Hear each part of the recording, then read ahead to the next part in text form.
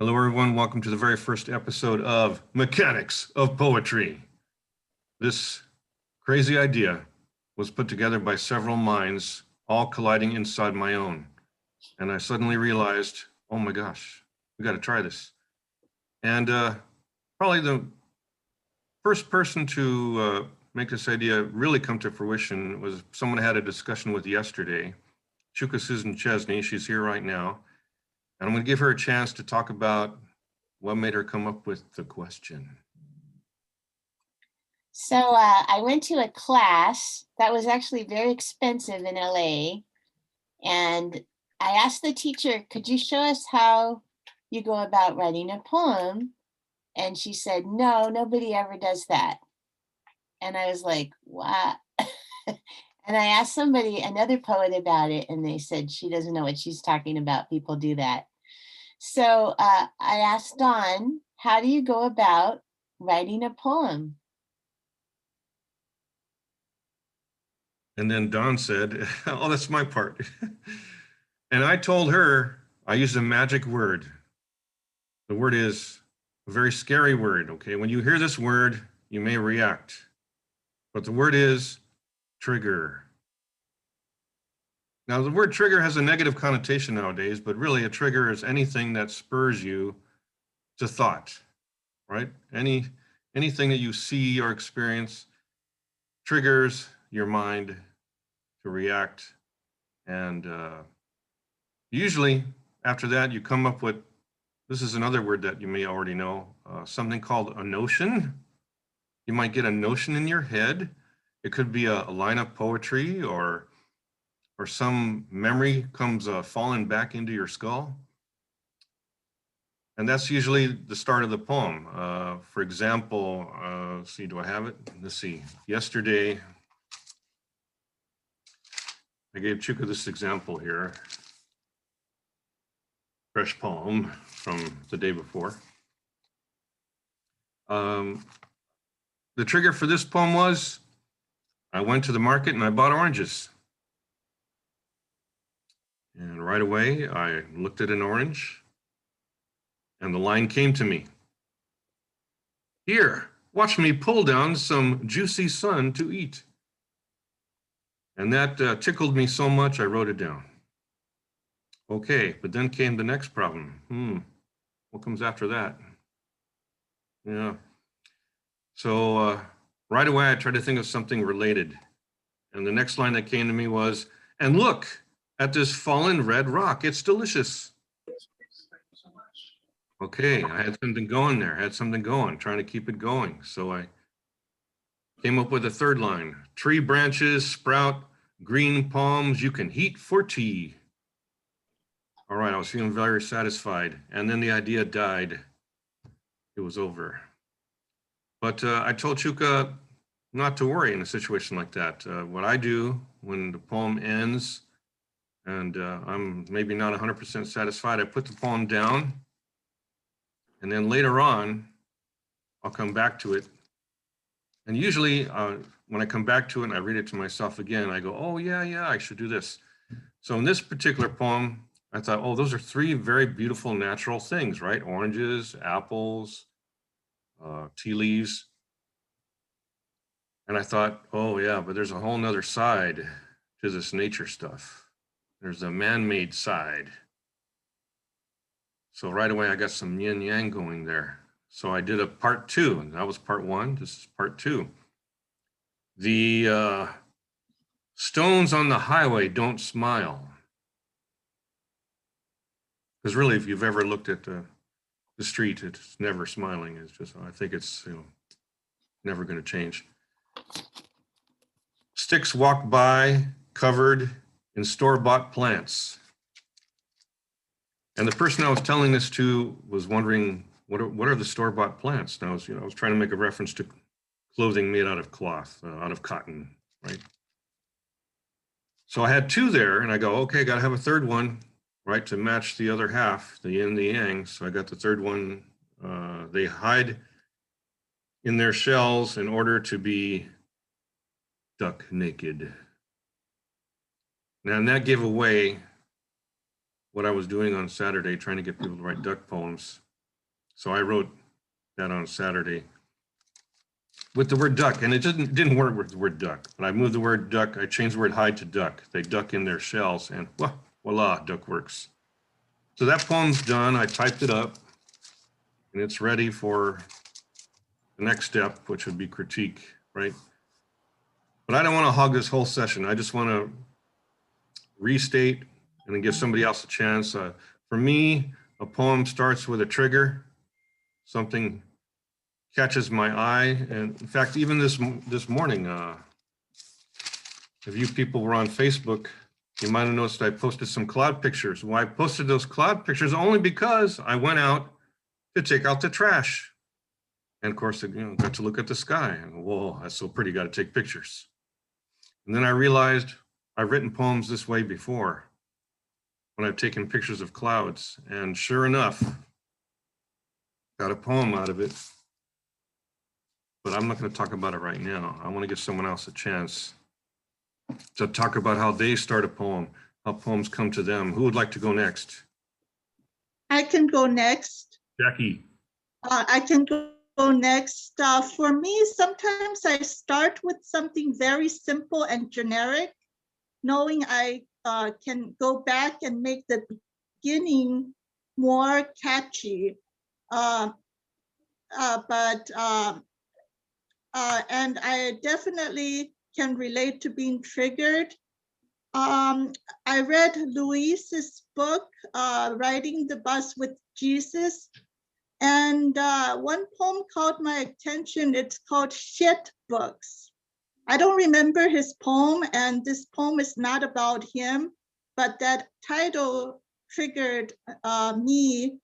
So I started a poem with, what should you do if the art you create is shit? So that's how I started a poem, and I looked for a form, a rhyming form, and I wrote a poem, and I wrote the rest. But the beginning should catch the reader's attention. So that's something I will go back to later.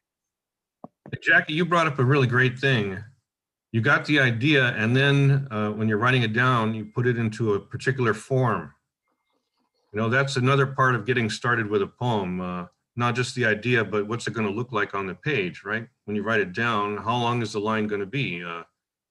What is the rule going to be? And usually, for me, I hope for others too, that when you're writing down that line, the line itself is kind of dictating to you how long it's going to be. It's going to be a short line, a medium line, long line. And then that's going to have an effect on all the other lines, right? If you want uniformity or not. Two ways to go there. Yes. Very eloquently stated, Jackie. Well, thank you. Let's get another idea here. Does anyone else want to talk about how they get their poem started in the morning or the afternoon? Chuka, yeah. Sometimes I have a dream in the morning right before I wake up. And as I'm waking up, I'm lying there and I realize I have the beginning of a poem, or I might even have 3 or 4 or 5 or 6 lines of it if I hurry as fast as I can to the computer and I type it down. And did you do this right after the dream or in the morning? Well, I do it as soon as I wake up and I realize I have it. Oh, it stays in your head. I'm thinking about the dream and suddenly I get all these words and I go and I write them down. Yeah. Do you believe that, when you dream, that if you make a mental effort to remember it, you will? Yeah. Yeah. When it's come. Or if it's the last dream I dreamed of the whole night, I can remember that one better. Or if I have a really intense dream and then I wake up like at 5 or something and I'm just too groggy to go write it down, I lie there and I really, really think about it. And then it's like I capture it. And I know that later I could write about it, but sometimes I forget. Well, I know you're a month older than me, but I think I'm almost ready to try what you do, Chuka, because I've been dreaming a lot lately, and I got to start making a mental effort to weigh its poetic qualities. See if I can use that material, because that's something I'd like to think everybody's doing, right? You're all dreaming. In fact, isn't it true they say you have several dreams a night? Isn't that true? People have several dreams a night. So it's just whatever is most memorable or the one that you wake up from. Great idea. Great idea. Any other ideas out there? Let's go with Maureen Hurley. I just wanted to sort of piggyback on the idea of dreaming. I used to use dreams a lot in my writing, and I used to journal all the time for 20 years, and then I just got tired of doing it. But I used to write things down half asleep, or I would repeat the lines or the words or whatever it was again and again all throughout the night until I woke up. So that was my way of handling that. And definitely full phrases came, no doubt about it. I was dreaming, probably the oddest dream I ever had was I was trying to remember it. So I was writing it, but I was writing it on water. So of course I didn't remember a thing, but the image was well worth the not remembering. So you dreamed you were John Keats. Yeah. Right. But I wasn't dead yet. Well, did you keep sort of, a notebook by your bed or anything like that? Or something to write in by your bed? I used to, but I no longer do that. I'm not quite as invested in, oh my God, I've got to grab everything. Because as you know, I started out a visual artist who jumped horses midstream. So for me, it was a really big deal to try to capture everything, because I didn't know where my writing process was coming from, because it was coming steamrollering ahead, and I didn't really have much control over where it was going or how it was going. But you had the good sense to capture it. Yeah, capture any way I could. And because, we've both been in CPITS, I'm still doing California Poets in the schools. The whole thing of triggers and prompts still works, works for me, it works for the kids. And I thought it was interesting. You were talking about the photos. So for you, Don, it sounds like the visual world is what is your prompt or your trigger. Usually. Yeah. So you go from the visual to the verbal, which, there's this huge debate on what comes first, the visual or the verbal. And when the beginning of creativity, and of course, it's a Noam Chomsky question, but bottom line is I think we do all work from the visual, and that the language is a translation of what's going on in our heads. Yeah. Experience, whether it's real or imaginary. Yeah. Yeah. So. That's why I'm tripping out on my background. Why did I choose this background? I like it. I'm into Mars right now. I was into Mars every step of the way, all these landers and everything. It freaks me out to see Mars, and I'm thinking, wow, it's just like Earth, except no vegetation and no clouds. No water. Yeah, so that was disappointing. But otherwise, I can just imagine myself walking there, right? It's a little bit cold, I know. Iron oxide. Let's try for another idea. Anyone else have any other ways they create their poems? Let's go with Judy. Sometimes just listening to music will draw pictures in my head, or I'll hear a song and behind the lyrics I'll hear an untold story. Maybe a memory, right? Sometimes it's just, what's the real story behind this? And sometimes just a phrase will pop into my head and I'll write it down and think of all the different things that might relate to that, or I'll see, some writing on a wall and say, what is that doing there? Or, I'm very interested to know, Eddie, when you come up with that line from the music, when you have your line, how do you continue the poem? Well, I had one poem, I think you have it in your sixth book, One for the Road. There's a line in that song, One for My Baby, that says, "I'm not going to bother you with this story," basically. So I thought, okay, I'll write the story. And do you feel form comes to you organically, would you say, for the poem? Yeah, it just sort of flowed, yeah. Mm-hmm.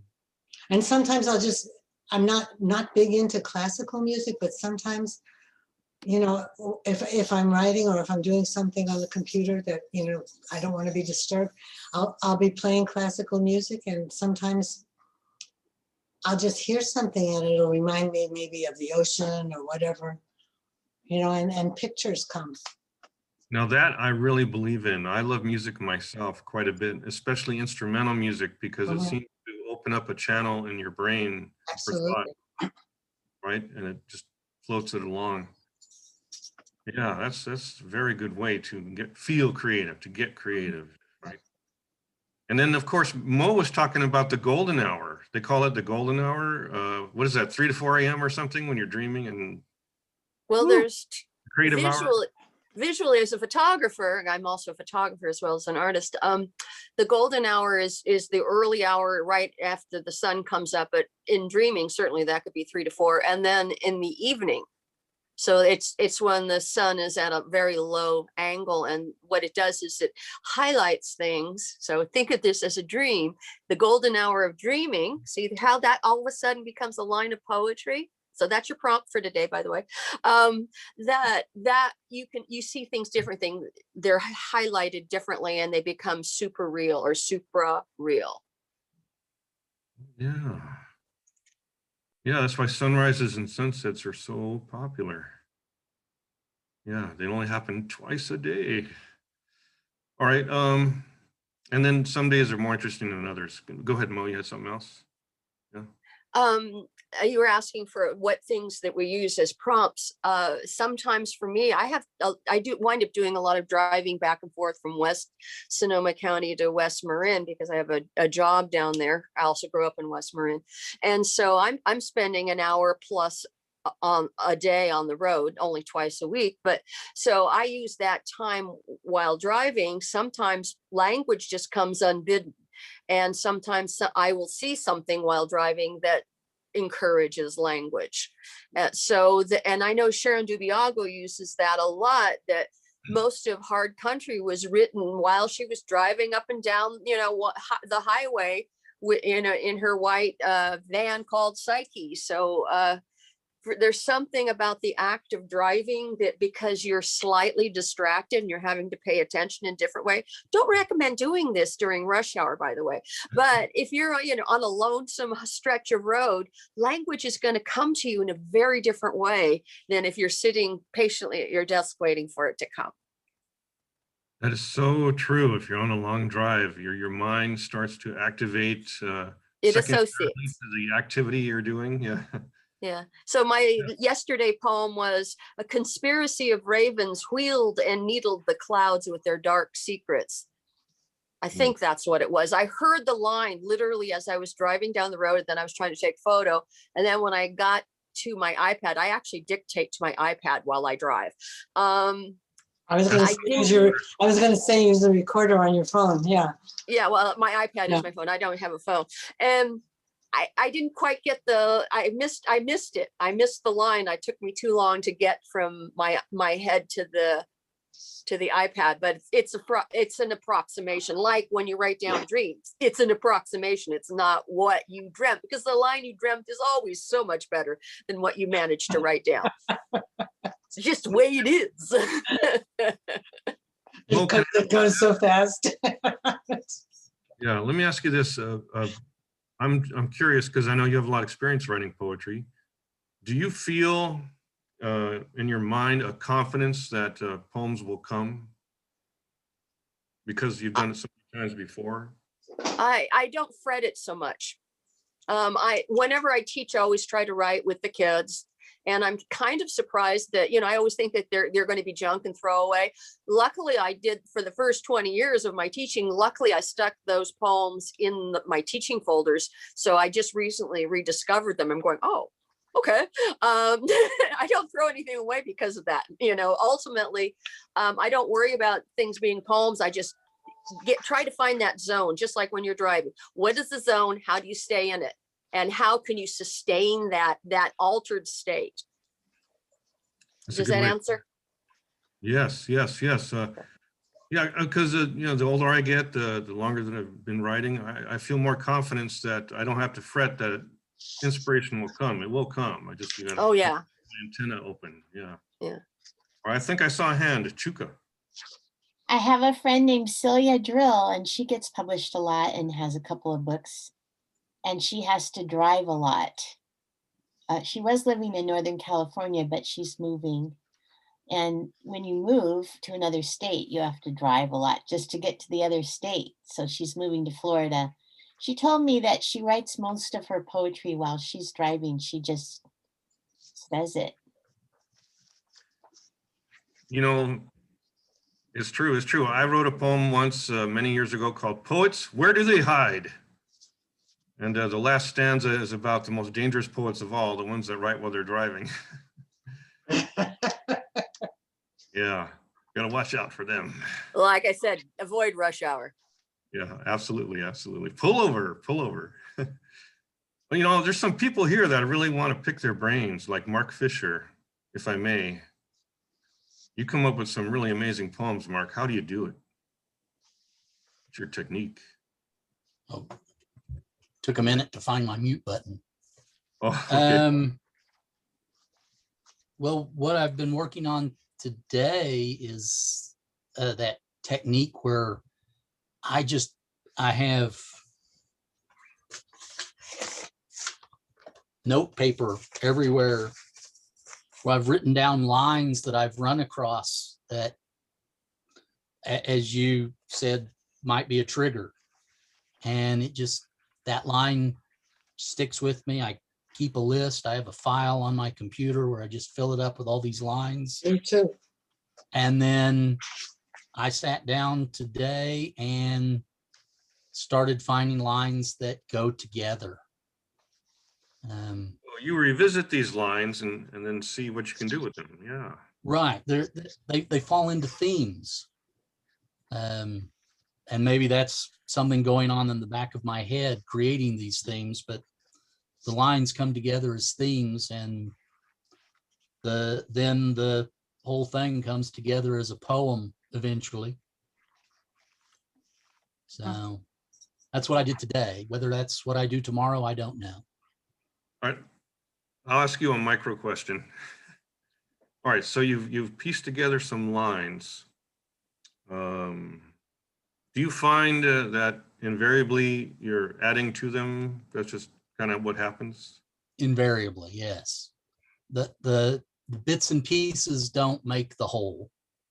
There's Yeah. something else that comes together. Okay.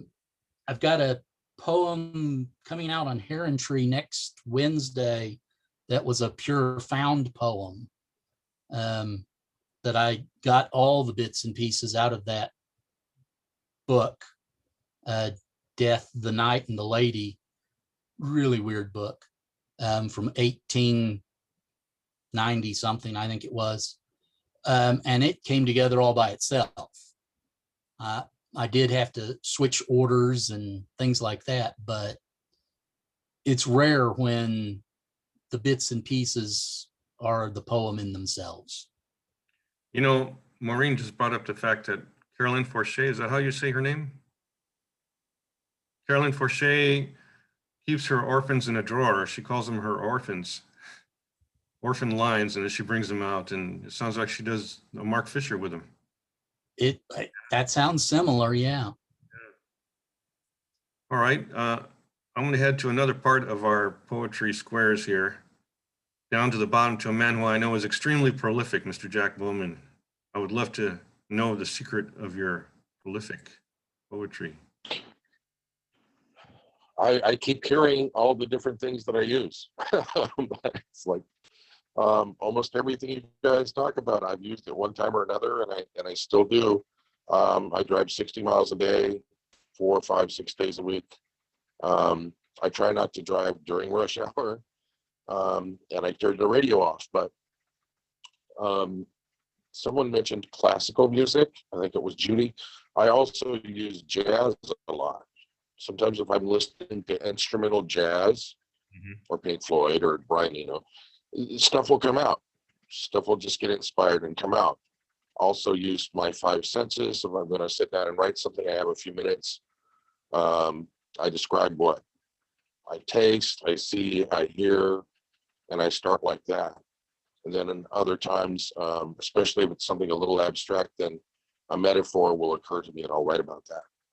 But those are my main ones. I mean, if something happens, if I observe something, I'm surprised. I'm waiting for the snow poems because all the snow came down the mountains today. So a lot of people are probably going to write snow poem. But the cloud ones, recognize all those things. Animal ones,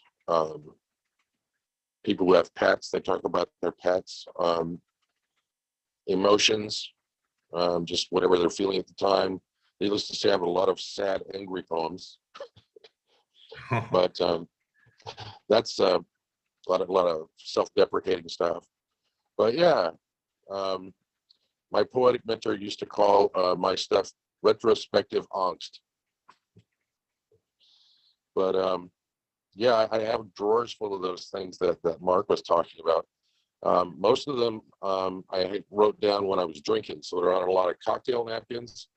But I pulled them out later, and the ones that I could read weren't that good. So then I started putting stuff in sketchbooks, and like you said, like lines and stuff. And sometimes I go back and finish it. And sometimes I just leave it alone because I don't know what connects to it yet. Well, I'm insanely curious about something I see recurring in your poetry. There's a character named Frank. Oh, that guy. Yeah. Yeah, I'm a very lucky person. I have two alter egos. One of them, of course, is Dan Garcia Black, and the other one is Frank. And so if I don't want to like talk about myself directly, then I will use Frank. Sometimes it's not real either. Sometimes it's something that I imagine Frank does or experiences, and sometimes it is something that happened yesterday. I got so many of those that I decided to put it in a book. So I called it Troublesome Tales of Frank Macabre, and that was like, I don't know, 12th or 13th book or whatever. But yeah, so a lot of that. Frank is a foil. Okay. Yeah. Foiled again. Yeah. Maureen's my MVP today. She's great. She's wonderful. I like your comments. I was going to say, see, I asked you that question because our good friend Marvin Dorsey, he's always writing with several voices in his head, right? He's got the crazy kid and some old wizened man, and they're all inside his head, and they're having conversations with each other sometimes in the poems. Yeah. So I was curious, who Frank was. So thanks for answering that. I was going to hit up somebody. Oh, Coco, of course. Yay. Coco. Yes. I know a bit about your poetry already, but I want to let you do the talking, what you think gets your poetry started. Life. Yeah. Life happens let to you say me it. a lot. All right, life. But then how do you process that? I mean, you go through, you experience something, and then you have a journal, or what do you do? My life tends to have a lot of bumps in the road, a lot of trauma, a lot of grief, a lot of just restless anger about how humanity feeds off of one another. And so it's those moments where I'm feeling heated or confined that I need to get it out before I physically or emotionally explode. So I do it on the paper. So that way it helps me not dive deeper into that feeling that I'm going through. Do you feel you can do that any time of day, or? Oh, anytime, every day, any topic, any prompt, it flows like a river out of my brain. Oh, it's also very good therapy, right? Yeah, it's the best therapy, which is why I'm able, because of the nature of things that I've been through and experienced, that's how I'm able, like any prompt, you give me any prompt and I can go to town on that for days. I should be very thankful for that, but at the same time, it's very laboring to have so much to say about anything and everything. For a moment there, I thought the spray of your thoughts made Jack put on a mask. I'm just being imaginative.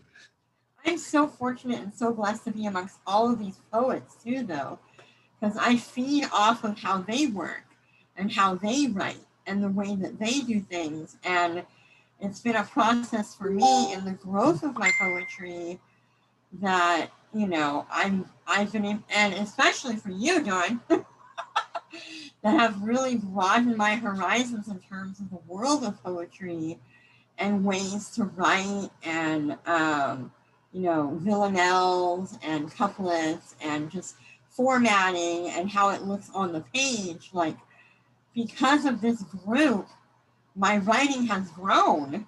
So, you know, anybody that's out there watching this in the future, if you're trying to figure out how to improve your writing or how to grow your writing, join a group, join Spectrum.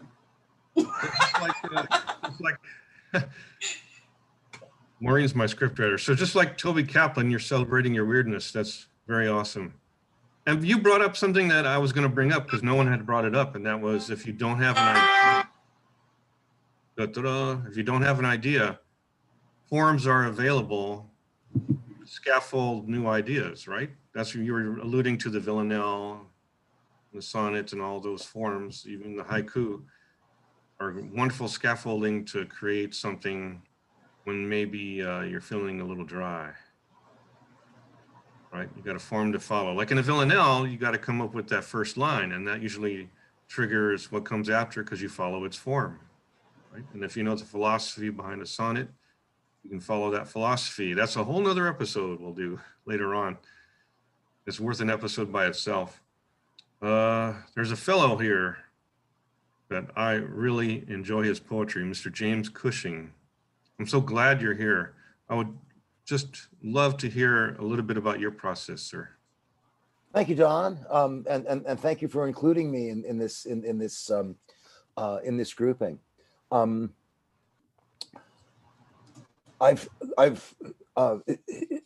fairness, I've thought a great deal about this topic, about how a poem starts, and I think that that there is something inherently mysterious about it, which successfully evades rational discourse. So there are certain things about it that I can't really say because of the nature of the thing, but there are some things that I can say. And what I used to do when I was much younger than I am now is wait for the world to drop something that was in some way generative on me, like a traumatic experience or a beautiful experience, or you know, saying goodbye to someone, saying hello to someone, conflicts I'd had with my parents, whatever. Now that I'm older and more settled in my life, I found another way that has been very useful for me and that I want to share with others. I find a book by a poet whose work is in some way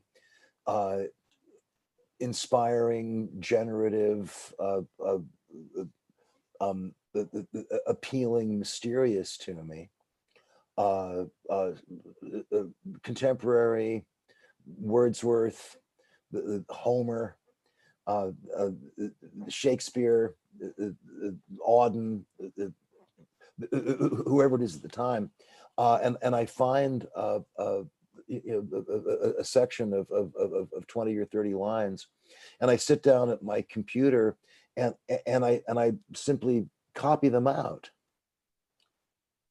So you Like- can say very safely that this is another way to conjure poems is to read poetry, and then you get your flame lit from reading. Well, no, to say, for instance, to open up some Wallace Stevens, for instance, and to type out, 30 or 40 lines of a Wallace Stevens poem, and then stop and say, okay, I just wrote that Wallace Stevens poem. What's going on in it? And I have to answer that within some kind of context. And then that sets something else going and something else going and something else going until I feel it's time to stop. And then I stop and leave it alone for a day or two and then look back and remove all the parts of it that strike me as dull or uninteresting. and I've gotten to the point where I can kind of do that when I'm bored. It's like, oh, it's quarter of 12. We're not having lunch until 2. I think I'll write a poem.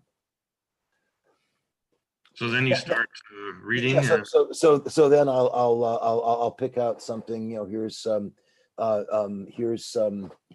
is a book I just happen to have on my shelf. Do you know this one? Robinson Jeffers. Yeah. So I'll open a page more or less at random, and write it out. And something happens inside me that I am not really able to describe or explain when I do that. It's as though inhabiting another person's language and voice is in some way nudging me more toward inhabiting my own as a kind of a reply or defense. You might see it as a kind of literary equivalent of a vaccination. That I'm shooting a little bit of Robinson Jeffers into me to see what my antibodies do, and the antibodies write the poem for me while I get out of the way. I like to call that osmosis. I'm reading a poem. There we go. Yeah. It seeps into my body and starts to become part of my writing. Yeah. Oh, that's So- wonderful. So as a result of this method, I find that I am more discovering the poem as I write it more than I have any conscious intention. Because when I began writing poetry, I always had a very conscious intention for it, and I would judge it in terms of whether it succeeded in that intention or not. And then I realized that once you let the poem into the world, it takes on its own life, and it develops its own intentions. And it seeks out other poets to And influence. it seeks out other poets and other poems and does things that couldn't possibly be predicted. And that's all part of its meaning. The meaning of a Shakespeare play is the sum total of all the performances of it that have ever been given. Great ones, terrible ones, everything in between. So That's a great note to conclude on. This has been a phenomenal first session beyond what I imagined, right? I initially thought, okay, I'll just talk with Chuka and we'll tread his back and forth. But then some other people said, well, they wanted to say something too.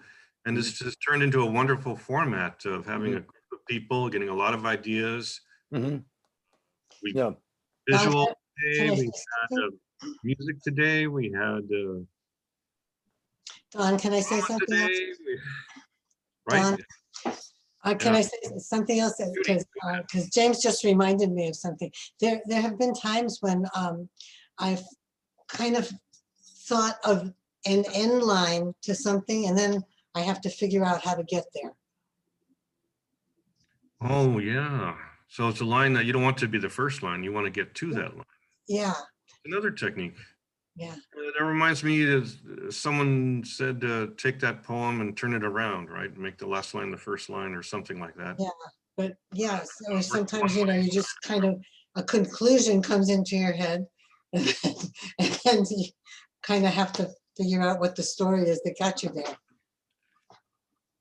Yeah, I think that's what happened to me with today's poem. Don, Judy, could I toss something else in here? Sure. There is an online service called the randomizer. Have you heard about this? Yes. The randomizer. What is that? It was created for people who hold contests and raffles and people who need to have things reorganized in random order, and it takes lists and creates a true random order within items of the list. And if you put in a draft of a poem, it will read each line as a separate item in the list, and you push the button and you get all the same lines in completely random order. Huh. I'm not saying that the result will make sense, but I'm saying that the result will force you to read what you have written in a different way. Huh. And you may find certain juxtapositions. William Burroughs was advocating this sort of thing back in 1962 with the cut-ups that he used to create parts of Naked Lunch. That you can find juxtapositions of what you have written that express things that you thought but didn't know that you thought. This is part of the strangeness of the whole process. So it's let me see if I can find it for you. It's random.org. That's the way you find it. Have you used it yourself? I have used it myself many times. Huh. And I have never failed to learn from it. Interesting. Yeah. So it's especially good if there's a poem of yours that you're working on and you don't particularly like it, Mhm. but you've invested some mental time and soul emotion thing into it and don't want to throw it away, but it's still not really. I mean, you have to interest yourself first, right? Yeah, and if it's just not interesting to you, then okay, what the hell? Well, if you just copy and paste it into the randomizer and hit go, the result will be your poem totally different. Interesting. Yeah, so I'm very grateful to the it was my beloved Celeste Goyer who told me about this, and she said check it out, and I did, and so I pass it on to you now too. Oh, thank you. And Yeah, it's free. This is a free service. Entirely free. Businesses use it, banks use it. Cool. People who have like who need to pick a random number use it. It's a truly random list thing, and if you don't like the first one, you can do it again and again. Huh. Boy, I think they're going to be busy today. Aha, all right. Okay, peace, love, signing off. I'm theorizing that William S. Burroughs was read by David Bowie, because David Bowie said that he would do that with his lyrics. He would chop them up to find different combinations. He would use the most interesting combinations in his songs. So yeah, the universe is getting rediscovered every day. So that's a wonderful idea to add to.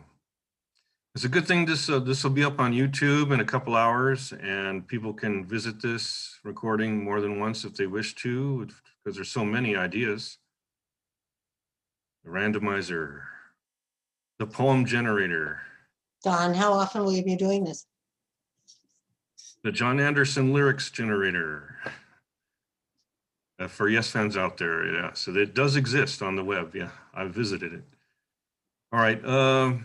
I gave a false ending, but this time I got to give a real ending because we're almost to an hour, and I don't want this to go over an hour. We've really covered a lot of ground, and I'm so glad this will be able to go up on YouTube and people can revisit it for all the ideas.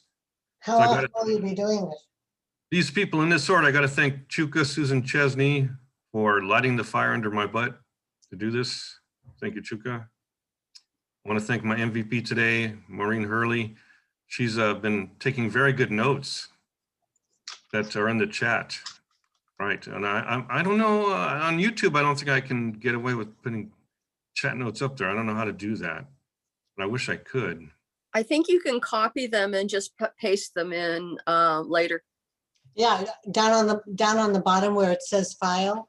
At the Yeah. bottom of the chat, Good the idea. three dots next to it. Yeah. It says save chat.